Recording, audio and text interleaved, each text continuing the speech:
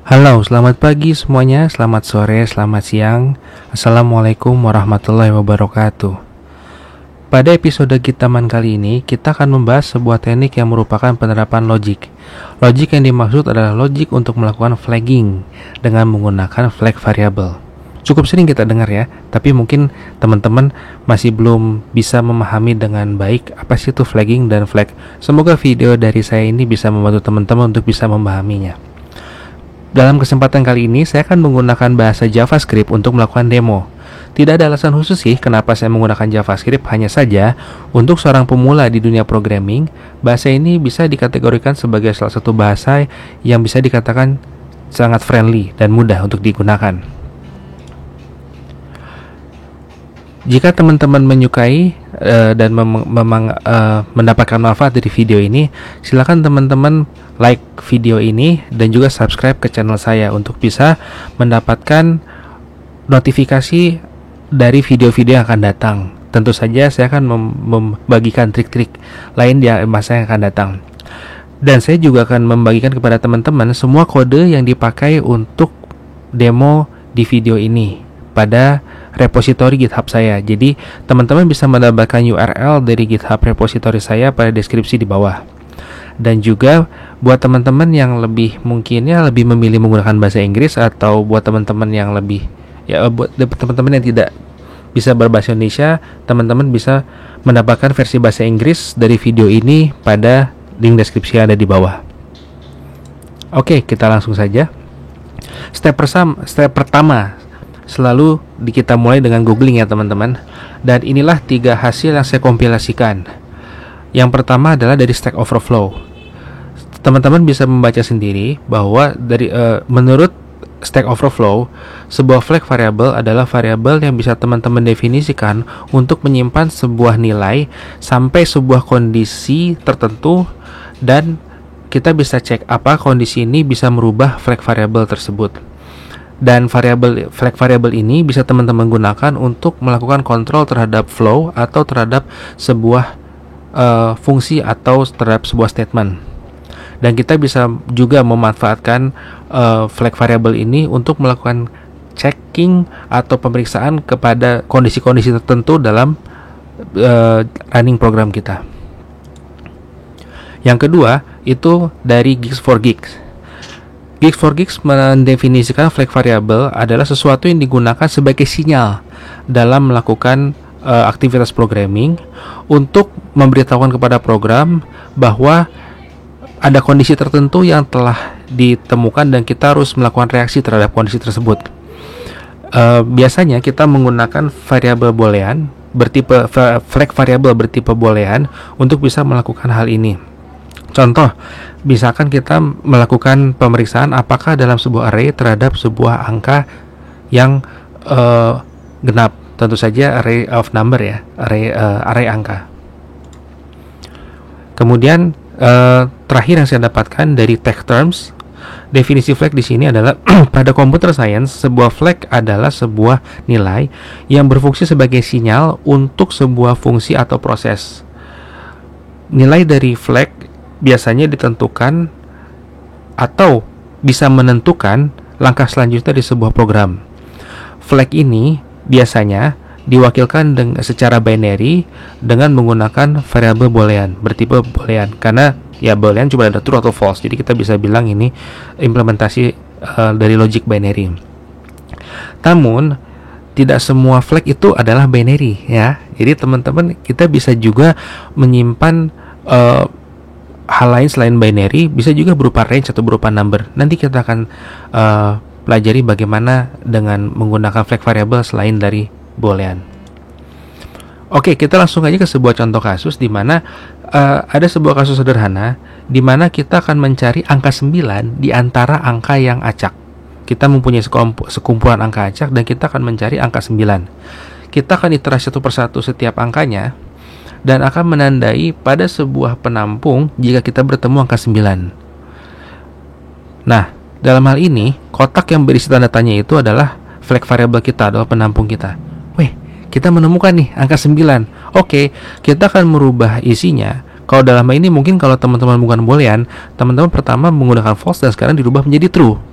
Kemudian dari flag variabel yang telah kita tandai ini, kita akan melanjut terus iterasi kita hingga akhir dengan dengan tetap dalam state bahwa variabel ini bernilai satu kondisi yang menyatakan bahwa kita telah menemukan angka 9.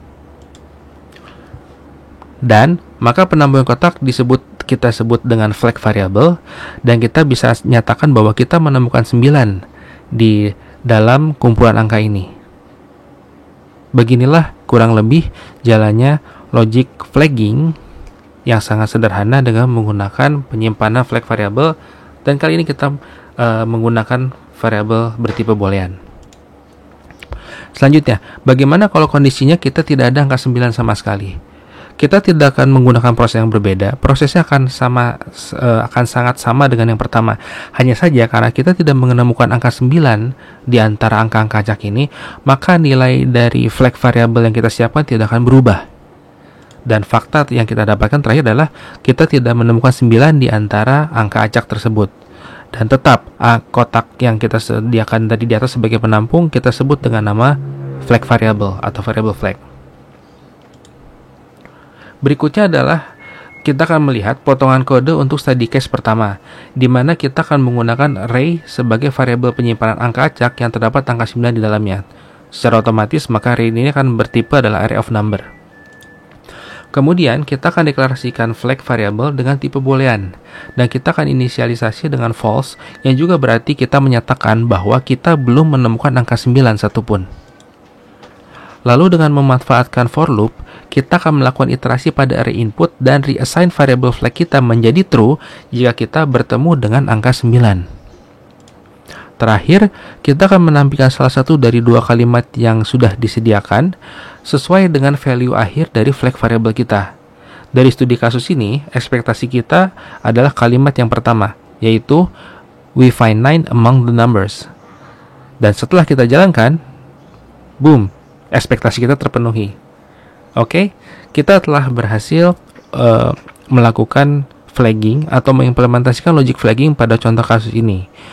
Teman-teman ingin mencoba langsung, silakan melakukan pause pada video ini dan silakan coba sendiri di editor kesayangan teman-teman, dan silakan coba jalankan kodenya. Oke, kita akan maju ke contoh kasus yang kedua. Contoh kasus yang kedua ini sama seperti yang pertama, hanya saja bedanya dalam array of number yang kita sediakan tidak ada angka 9 satupun. Seluruh proses akan berjalan dengan seperti biasa, tidak ada perubahan, hanya saja hasil akhirnya lah yang membedakan dengan study case yang pertama, yaitu isFound tidak akan bernilai true karena kita tidak menemukan angka 9 satupun dalam perjalanan kita. Maka ketika dijalankan kode program ini, dia akan memberikan output 9 is not among the numbers. Oke. Terus selanjutnya kita akan lebih dalam lagi dengan konsepsi flagging. Flagging ini adalah sebuah konsep, teman-teman. Jadi kalau teman-teman bisa menggunakan tipe data yang lain untuk melakukan flagging. Dengan kata lain, kita bisa bilang bahwa flagging bisa diimplementasikan secara luas, bukan hanya sebagai sebuah variabel boolean saja, atau diimplementasikan dengan merepresentasikan flag variable kita dengan tipe boolean. Sebagai contoh, kita bisa menggunakan tipe data number selain boolean, dan dengan sedikit mengupdate kodenya, kita bisa melakukan apa yang kita inginkan dengan logik seperti ini. Mari kita berhitung atau menghitung berapa banyak angka 9 yang akan kita temui. Jika kita menemukan satu saja atau lebih angka 9, maka kita bisa bilang atau mengatakan atau mengeluarkan state bahwa hey, kita menemukan 9 di antara angka-angka acak tadi. Dan jika counter ini tetap bernilai 0, berarti kita tidak mendapatkan angka 9 satupun. Karena berarti kalau kita tidak menemukan angka 9, kita tidak akan melakukan penambahan apapun terhadap variabel flag ini, atau yang kita anggap sebagai variabel flag ini. Dan kita bisa bilang bahwa tidak ada angka 9 di antara random number. Dan lebih baik lagi, dengan cara ini kita bahkan bisa melakukan perhitungan ada berapa banyak angka 9 yang kita bisa dapatkan. Mari kita lihat kodenya. Oke. Sekarang ini adalah masih sama dengan kode yang pertama tadi kita lihat. Bedanya adalah di sini. Sekarang kita akan menggunakan yang namanya counter dengan bertipe number. Dan ini sama dengan menyatakan bahwa kita akan mulai dengan counter yang dari 0. Ibarat kata kalau kita mau berhitung, kita start dari 0 ya. Gitu. Nah, sekarang kita akan melakukan iterasi terhadap array of number dan dengan menggunakan logic di mana kalau kita menemukan angka 9 di dalam array ini, maka kita akan melakukan increment terhadap counter. Hal ini ekivalen dengan mendeklarasikan bahwa kalau kita menemukan angka 9, mari kita berhitung. Seperti itu ya teman-teman ya. Dan terakhir, kita sedikit mengupdate kode terakhir dengan mengganti syarat di if-nya. Dimana sekarang kalau kita bilang, oke, kalau hasil perhitungan kamu adalah lebih besar dari 0, berarti kita menemukan minimal ada satu angka 9. Dan lebih baik lagi, bahkan kita bisa memberitahukan juga berapa banyak angka 9 yang kita ketemu. Dalam kasus ini kita mendapatkan satu buah angka 9. Nah, untuk tantangan yang bisa teman-teman jalankan untuk bisa melatih dan bisa lebih memahami, bagaimana kalau teman-teman post video ini dan teman-teman langsung melakukan praktek dengan editor kesayangan teman-teman. Silahkan dicoba untuk test case yang kedua ya, untuk dimana di array of number-nya tidak ada angka 9. Oke. Setelah teman-teman melakukan percobaan, mari kita kembali untuk maju dengan materi selanjutnya. Sekarang mari kita mencoba sesuatu yang lebih kompleks atau lebih rumit. Flagging juga bisa digunakan untuk men-trigger sebuah subproses di tengah-tengah running proses.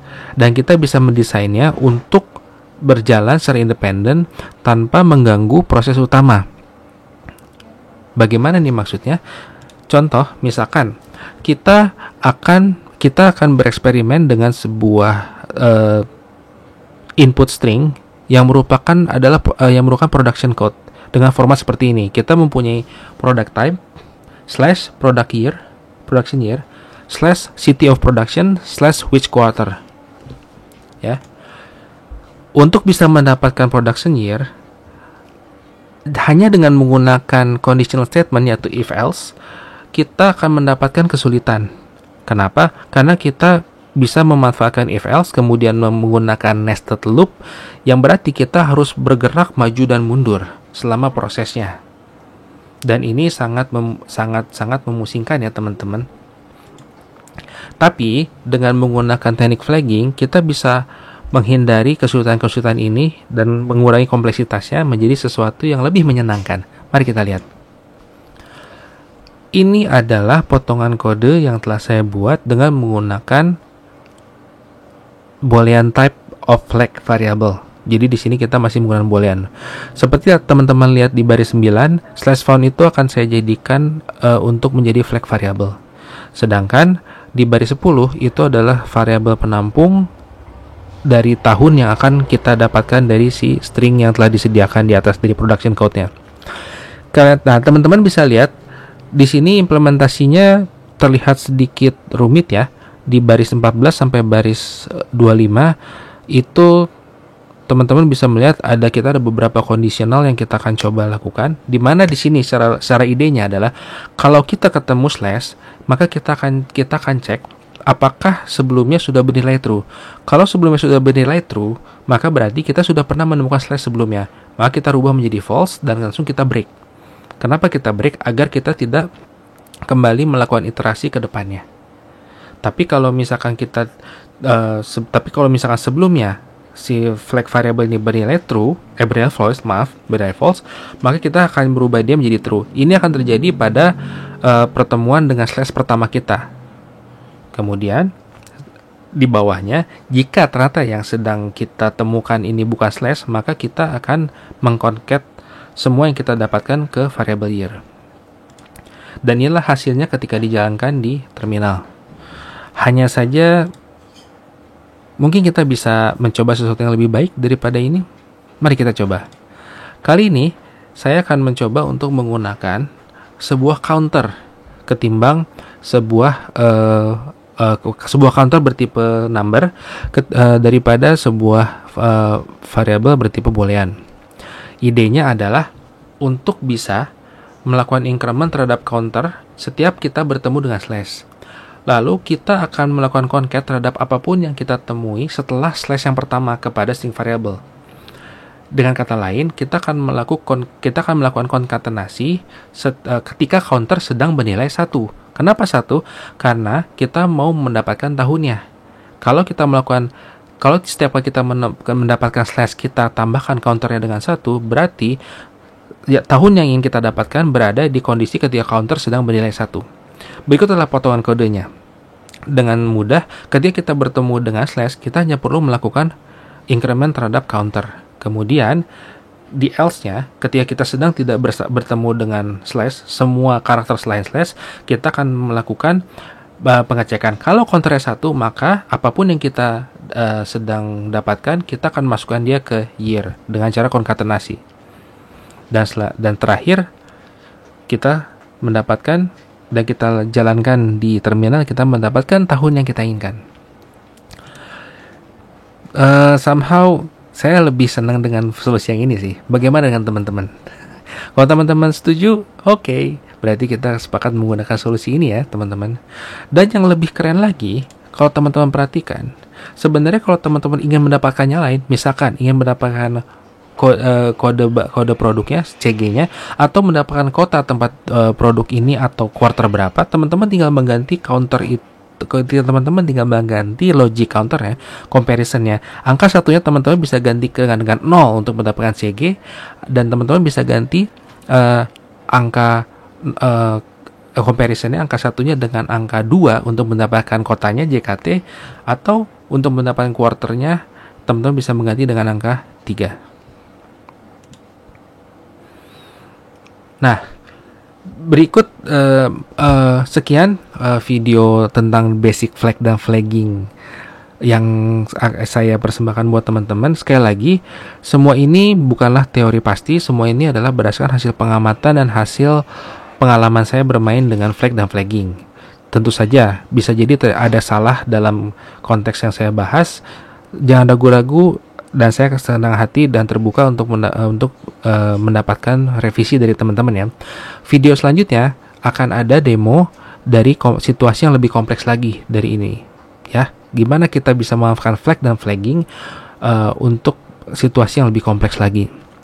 Untuk sementara waktu, ada beberapa kasus yang bisa teman-teman pakai untuk berlatih. Jadi untuk untuk memperkuat pengetahuan teman-teman tentang flagging. Oke, jadi yang pertama, misalkan bagaimana sih kita bisa mendapatkan domain name dari www.xyz.com. Di sini berarti teman-teman berusaha untuk mendapatkan XYZ-nya. Yang kedua, gimana sih kita bisa mendapatkan domain type dari www.xyz.co.id. Di sini berarti teman-teman diminta untuk mendapatkan .co.id-nya. Dan terakhir, gimana sih cara kita bisa mendapatkan username dari johndoe@mail.com. Oke, happy coding teman-teman. Selamat melakukan latihan dan eksperimennya. Sampai ketemu di video selanjutnya. Assalamualaikum warahmatullahi wabarakatuh.